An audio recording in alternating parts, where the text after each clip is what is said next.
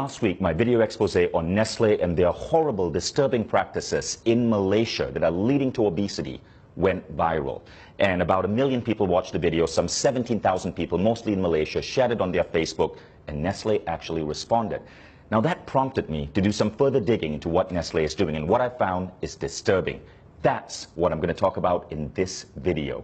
See, Nestle says that their drink Milo is a health drink. They run ads telling kids to drink Milo every single day. They say that Milo gives you energy.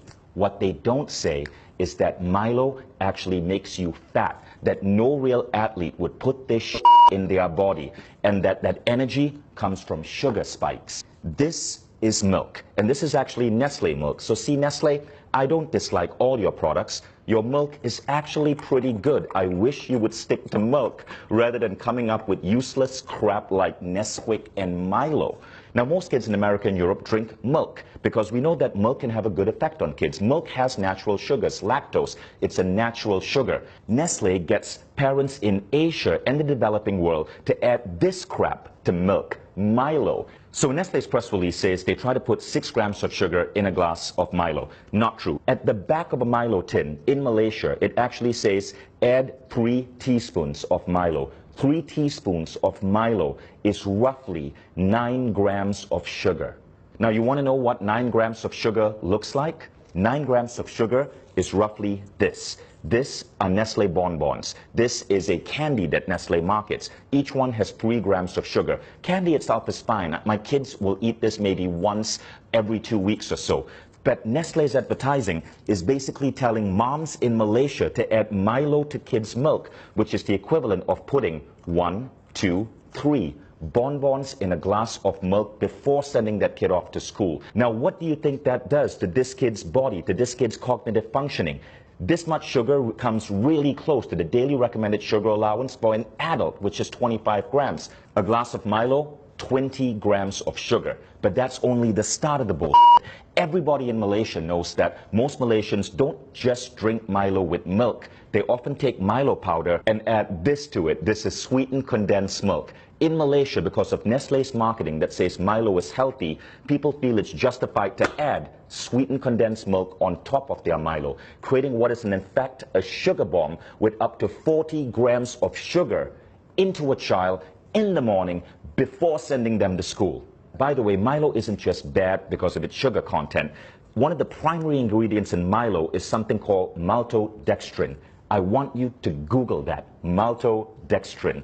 This is what Nestle is having us put into the bodies of Malaysian children. Now, if you think Nestle is content with just screwing up kids' milk drinking habits in the developing world, think again. This is what a reader sent me from Australia. In Australia, the Nestle ads for Nesquik, their chocolate milk drink, says, make ordinary milk into extraordinary. Ordinary milk is a nutrient-dense drink that's healthy for kids.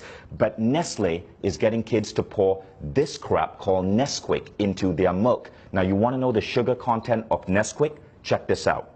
In 11 grams of Nesquik, there are 8.8 grams of sugar. That's 80% sugar, which is why in Britain the government banned Nestle from advertising Nesquik as a great start to a child's day. Now, it would be disturbing enough if Nestle was simply, as a massive food company, screwing up the way kids drink milk, but they're also screwing up breakfast. So this is a breakfast cereal from Nestle called Strawberry Minis, right? Strawberry Minis, there's a picture of a strawberry here. It looks healthy in every way, but then you read the ingredient label.